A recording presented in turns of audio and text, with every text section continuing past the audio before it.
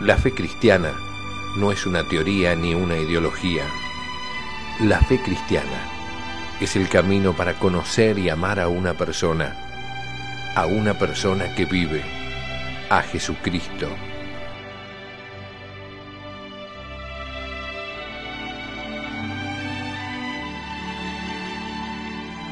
La fe cristiana, un curso del Instituto de Formación Teológica por Internet que quiere ayudarte a crecer en el amor a Jesús, nuestro Señor.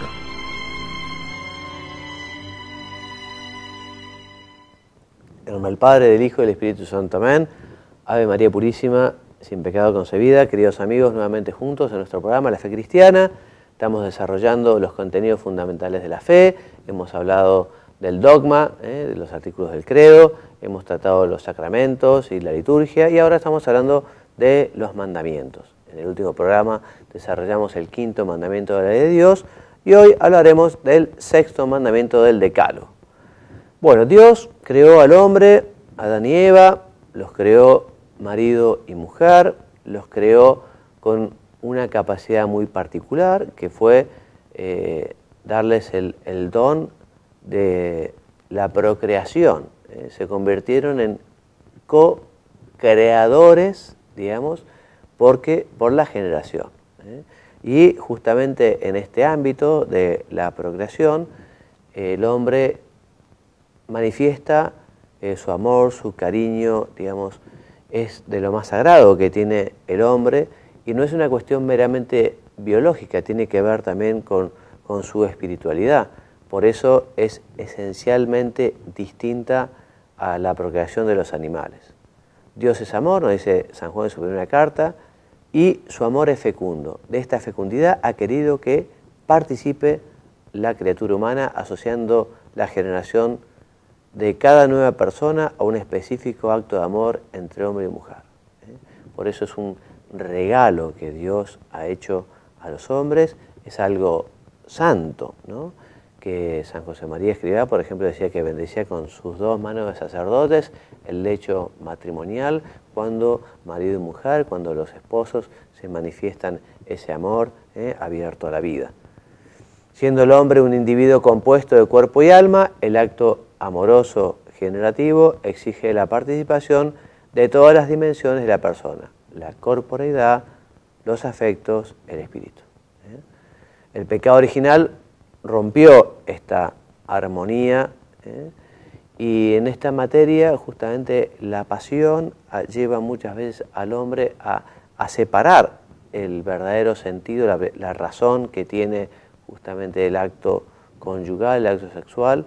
Y hoy por hoy, también viendo un poco la realidad a través de la televisión, a través, digamos, de los medios de comunicación, bueno, ha habido como una gran escisión, digamos, entre el aspecto espiritual y el aspecto meramente corporal o biológico del acto sexual. Y esto evidentemente es fruto del pecado. Después del pecado se ha dado esta ruptura, esta fractura. Bueno, y el hombre tiene que justamente luchar para unificar y que la pasión, digamos, no sea lo que domine en su persona, sino que sea justamente la inteligencia, su corazón, orientado además según la ley de Dios. Por eso repetimos acá, la razón del hombre quedó oscurecida, ¿no? Y efectivamente el dominio de la voluntad es lo que necesitamos para ordenar tal como Dios quiere, tal como Dios manda, tal como Dios invita, todo lo que tiene que ver con la sexualidad. Que evidentemente no es, digamos, una arbitrariedad, ¿no? O sea, Dios lo que quiere es la felicidad de los hombres, y para eso, digamos, ha dispuesto, como podríamos llamar, una manera de comportarse. No sé, como uno compra también un auto o compra un aparato y tiene un manual de instrucciones, y para que funcione, digamos, hay que respetar ese manual de instrucciones. Si a uno no le gusta el olor de la nafta y le pone al auto Coca-Cola o vino, y no va a funcionar, porque el auto ese funciona a nafta, ¿no? Entonces aquello se va a romper. Y bueno, y el hombre pasa un poco lo mismo. Lo que Dios quiere es justamente la felicidad y para eso ha dado unas orientaciones, unos mandamientos, unas leyes, para que el hombre sea feliz y para que tenga la paz y la alegría y disfrute de la vida, ¿no? Entonces cuando el hombre en cambio, en vez de seguir la ley de Dios, lo que hace es seguir su capricho o su instinto, entonces allí ese quiebre lleva a que el hombre no alcance esa felicidad y esa satisfacción, porque el hombre solo es feliz cuando realmente es pleno en el cumplimiento del amor de Dios, ¿no? Y el cumplimiento de los mandamientos. La persona que no vive los mandamientos, que roba, que miente, que engaña, que no vive el sexto mandamiento, esa persona podrá dar apariencia y podrá tratar de engañar a los demás diciendo que está contento y feliz, pero no lo está, porque la conciencia, el corazón, la inteligencia del hombre está hecho para cosas grandes y no se satisface con amoríos, con placeres, con lujuria, con un desenfreno en las comidas, no sé. Entonces la necesidad de purificación y maduración que exige la sexualidad en estas condiciones no supone en modo alguno su rechazo o una consideración negativa de este don que el hombre y la mujer han recibido de Dios. Repetimos, el sexo no es algo malo, es algo bueno, bendecido por Dios, es algo querido por Dios. Lo que pasa es que hay que vivirlo según el querer de Dios y la voluntad de Dios, según el orden para lo que le fue pensado. Lo mismo en la comida, ¿no? Si uno en vez de comer para alimentarse, come solo por el placer de comer y come como un eleogábalo y le va a hacer mal, se va a sentir mal y le hará mal al físico también. Lo mismo con la bebida. Entonces, el hombre tendrá que sanear u ordenar la sexualidad para vivirla tal como Dios quiere.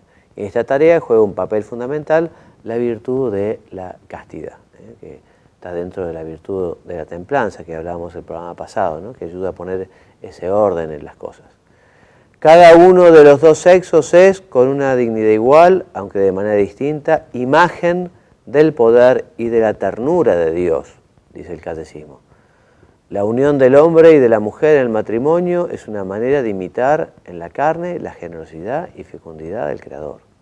El hombre deja a su padre y a su madre y se une a su mujer y se hacen una sola carne, dice el Génesis. Y de esta unión proceden todas las generaciones humanas. San José María nos dirá en escrito qué pasa, que si el hombre pretendiera ser solo espíritu y quisiera rechazar la carne como si fuera una herencia meramente animal, espíritu y cuerpo perderían su dignidad. Si por el contrario repudia el espíritu y por tanto considera la materia, el cuerpo, como una realidad exclusiva, malogra igualmente su grandeza. Y el Papa Benedicto nos dice que el eros quiere remontarnos en éxtasis hacia lo divino, llevarnos más allá de nosotros mismos, pero precisamente por eso necesita seguir un camino de ascesis, renuncia, purificación, recuperación. Bueno, la vocación cristiana. Entonces la vocación cristiana es la vocación al amor, ¿no? Y para realmente conseguir el verdadero amor, tiene que ser un amor puro y limpio. Y la castidad es condición y parte esencial para alcanzar ese amor, para alcanzar esa felicidad. La castidad hace posible el amor. Y lo contrario, ¿no? La falta de pureza, la lujuria, lo que hace es hacer imposible el amor. La castidad es la virtud que habilita la persona humana y la conduce en el arte de vivir bien, en la benevolencia y paz interior con los demás hombres y mujeres y consigo mismo. Pues la sexualidad humana atraviesa todas las potencias, desde lo más físico y material a lo más espiritual, coloreando las distintas facultades según lo masculino y lo femenino. Sobre todo, qué importante que es vivirla en el noviazgo, ¿no? Para que efectivamente el cuerpo no tape el alma, ¿no? El espíritu, porque es tan fuerte la unión sexual que muchas veces tapa la posibilidad de conocer otros muchos detalles de la personalidad del novio o de la novia. Así me lo decía una persona: padre, yo con mi novia o estamos en la cama o peleamos, porque resulta que la única manera de reconciliarlos es de esta forma. Y claro, el tema es difícil porque resulta que está perdiéndose la posibilidad de llegar a un conocimiento más profundo de ese novio, de esa novia. Se está perdiendo la posibilidad también de prepararse para la entrega definitiva, abierta a la vida. Se está perdiendo también la posibilidad de vivir la generosidad, la renuncia, la abnegación, cosa que se necesita para vivir una vida matrimonial plena. Hace falta realmente una gran entrega. Y si no ha existido generosidad, entrega, amor verdadero en el noviazgo, en fin, siempre uno se puede corregir y siempre se pueden mejorar las cosas, ¿no? Pero mucho mejor si un matrimonio está fundado sobre un buen noviazgo, puro y limpio, generoso, entregado, donde han procurado crecer personalmente, conocerse, crecer espiritualmente. La virtud de la castidad no es, por tanto, simplemente remedio contra el desorden que el pecado origina en la esfera sexual, sino una afirmación gozosa, pues permite amar a Dios y a través de Él a los demás hombres con todo el corazón. La virtud de la castidad forma parte de la virtud cardinal de la templanza, lo decíamos, y significa justamente la integración lograda de la sexualidad en la persona y por ella en la unidad interior del hombre y en su ser corporal y espiritual. Es importante en la formación de las personas, sobre todo de los jóvenes, el hablar de la castidad, explicar la profunda y estrecha relación entre la capacidad de amar, la sexualidad y la procreación. Es importante que los novios encuentren apoyo en el ejemplo de sus amigos, en el consejo de sus mayores, porque efectivamente el no vivirlo puede ser el pasaporte, digamos, a una gran tristeza luego, ¿no? Y a un gran dolor por no haber vivido con generosidad la entrega en el noviazgo, que es también en la continencia. De otro modo, podría parecer que se trata de una virtud negativa, pues ciertamente una buena parte de la lucha por vivir la castidad está caracterizada por el intento de dominar las pasiones, que en algunas circunstancias se dirigen a bienes particulares que no son ordenables racionalmente al bien de la persona considerada como un todo. En el estado actual es muy difícil para el hombre vivir la vida moral natural y la castidad sin la ayuda de la gracia. No es imposible, pero no es fácil, no es fácil. Por eso los novios cristianos, qué importante es que aprovechen el bendito sacramento de la reconciliación o penitencia para pedir perdón, pero sobre todo también para buscar la gracia de Dios, esas vitaminas para el alma, esa fuerza. Buscar la gracia de Dios en la confesión, buscar la gracia de Dios en la Eucaristía, participando en la misa, buscar la gracia de Dios con una vida de oración. Entonces, con la gracia de Dios es más fácil vivir la virtud de la castidad. Sin la gracia de Dios es más difícil, aunque no imposible. Dice la Familiaris Consortio del Papa Juan Pablo II, Dios es amor y vive en sí mismo un misterio de comunión personal de amor. Creándola a su imagen, Dios inscribe en la humanidad del hombre y de la mujer la vocación y consiguientemente la capacidad y la responsabilidad del amor y de la comunión. Es un gran don, un gran regalo que han recibido los hombres, teniendo esa posibilidad, digamos, de manifestar un amor y que ese amor sea fecundo y que ese amor genere vida, ¿no? Una gran confianza Dios ha puesto en los hombres que tienen que vivirlo con responsabilidad. La castidad, dice también el Pontificio Consejo para la Familia, es la afirmación gozosa de quien sabe vivir el don de sí libre de toda esclavitud egoísta. La pureza es consecuencia del amor con el que hemos entregado al Señor el alma y el cuerpo, las potencias y los sentidos. No es negación, es afirmación gozosa. Por eso la castidad implica un aprendizaje, el dominio de sí mismo, una pedagogía. En este sentido, los padres tienen la gran tarea de educar en el amor a los hijos. Por eso los padres tienen que prepararse para esa tarea. Y los colegios, sobre todo, y las escuelas, Y el Estado apuntará, digamos, a apoyar a los padres en la formación para que ellos sean quienes transmitan estos conocimientos y esta educación a los hijos, porque a veces, digamos, de una manera bastante perversa, hay una educación que no es educación ni es nada, porque a veces es una invitación a la perversión que se enseña a los chicos cuestiones que tienen que ver con justamente solo la anticoncepción, haciendo, digamos, de la sexualidad un uso completamente irresponsable, ¿no? Y además justamente desligado de lo que es su finalidad, ¿no? Eso, la verdad que pienso que darán cuenta a Dios de un pecado muy grave que se han dedicado a pervertir a los niños con una educación sexual permisiva en la cual solo tiene en cuenta la anticoncepción, ¿no? Ya lo dice la Escritura, ¿no? Los que escandalizan a los niños, más les vale que en fin, les saldría más barato, digamos, que le pongan una piedra de molino y los echen al mar. Fíjate lo grave que es la cuestión, ¿no?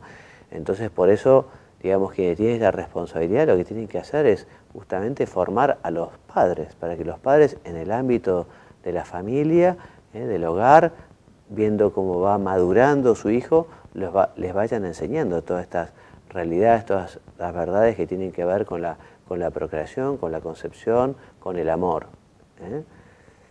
Muy bien, la alternativa es clara: o el hombre controla sus pasiones y obtiene la paz, o se deja dominar por ellas y se hace desgraciado. La dignidad del hombre requiere en efecto que actúe según una elección consciente y libre, es decir, movido e inducido personalmente desde dentro y no bajo la presión de un ciego impulso interior o de la mera coacción externa. El hombre logra esta dignidad cuando, liberándose de toda esclavitud de las pasiones, persigue su fin en la libre elección del bien y procura con eficacia y habilidad los medios adecuados, dice la Gaudium Spes. La castidad es una virtud, por lo tanto se consigue a base de actos virtuosos, repitiendo actos buenos, pero también es gracia de Dios. Por eso es muy bueno acudir a Dios pidiéndole la gracia. Dios mío, dame la gracia para saber ordenar la sexualidad. Dame la gracia para poder vivir la santa pureza. El Espíritu Santo concede al que ha sido regenerado por el agua del bautismo imitar la pureza de Cristo. Bueno, hablamos de una educación a la castidad.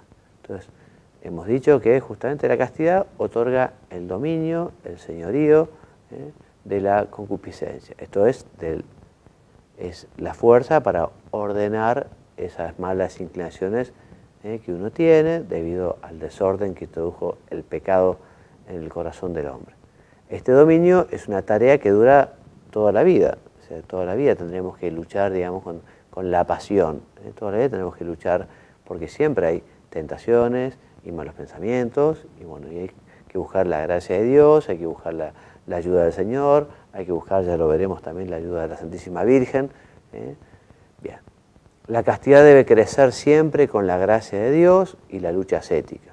La caridad es la forma de todas las virtudes. Por eso, bajo su influencia, la castidad aparece como una escuela de donación de la persona. Entonces, la educación a la castidad es mucho más que lo que algunos reductivamente denominan educación sexual, lo decíamos hace un momento, y que se ocupa fundamentalmente de proporcionar información sobre los aspectos fisiológicos de la reproducción humana y los métodos anticonceptivos. Y se quedan solo en eso, ¿no? Eso es lo que es más grave, ¿no? La verdadera educación a la castidad no se conforma con informar sobre los aspectos biológicos, sino que ayuda a reflexionar sobre los valores personales y morales que entran en juego en lo relacionado con el nacimiento de la vida humana y la maduración personal. A la vez, fomentan ideales grandes de amor a Dios y los demás, de amor a Dios y a los demás, a través del ejercicio de las virtudes de la generosidad, del don de sí, etc. O sea que esto es muy importante, y lo volvemos a repetir, es fundamentalmente labor de los padres. Labor de los padres. Ellos son los primeros y principales responsables, maestros, en la formación de la castidad de sus hijos. Y en esta lucha por vivir la castidad, que ya digo, todos tienen que vivir la castidad, cada uno según sus circunstancias. El casado como casado, el novio como novio, el sacerdote como sacerdote, pero la castidad la tenemos que vivir todos, la pureza. Y son medios para vivir la pureza, por un lado, la oración, pedirle a Dios la virtud de la santa pureza, pedírselo con todo el corazón. También evitar el ocio, la pérdida de tiempo, la pereza, la vagancia, porque cuando uno está así, el demonio se aprovecha, ¿no? Entonces, trabajar intensamente, tener ocupado el tiempo. También la moderación en las comidas y en las bebidas, porque cuando uno se deja llevar por la inmoderación, cuando uno se deja llevar por la gula, por la bebida desenfrenada, bueno, está abriendo las puertas también a la impureza.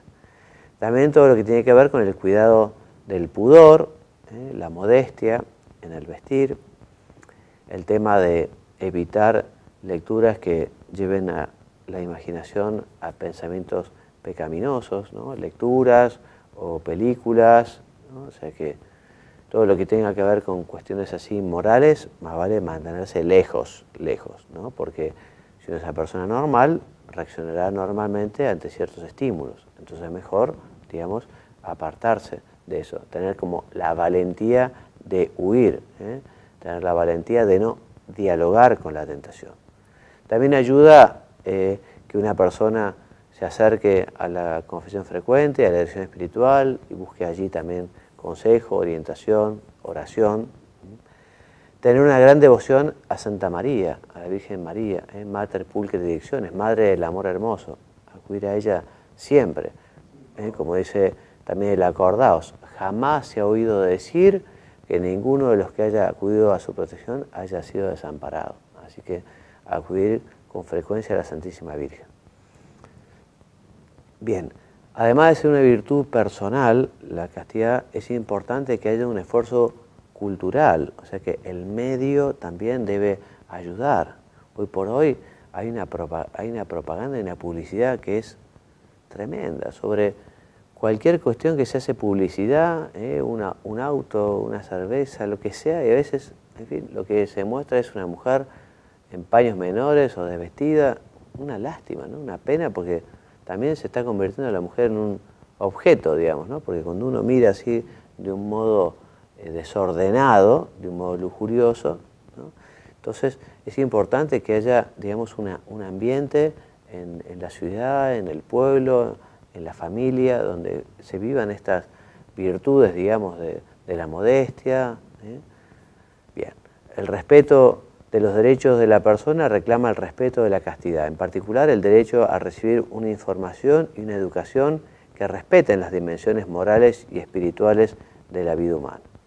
Las manifestaciones concretas con las que se configura y crece esta virtud serán distintas dependiendo de la vocación recibida. Ya lo decía, cada uno vive según la castidad, según su estado. El casado como casado, el novio como novio, el soltero como soltero, el sacerdote como sacerdote.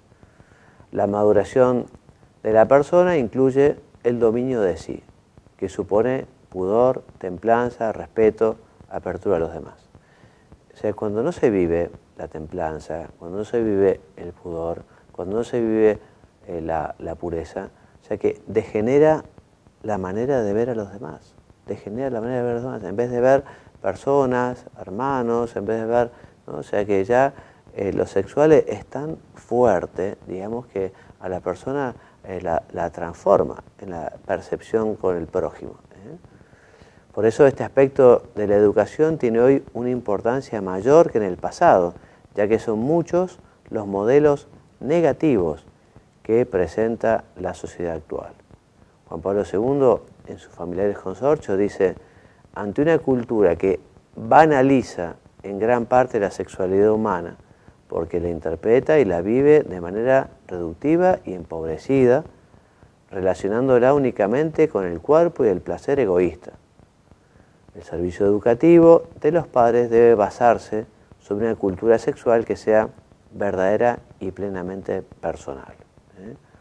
También en ese sentido San José María decía que hay que pedirla y pedirla con humildad, porque la da Dios cuando uno la pide con humildad, ¿no? Y Juan Pablo II, en su 80º Annus, habla justamente de esta ecología humana que hay que promover, o sea que un ambiente moral sano que facilite el desarrollo humano de la persona. Esto es fundamental.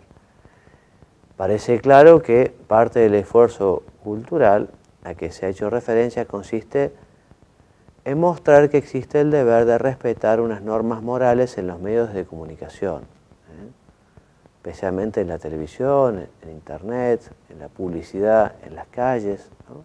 Hay que respetar, digamos, la modestia, el pudor, y cuando hay una sensualidad desmedida, eso perjudica a las personas.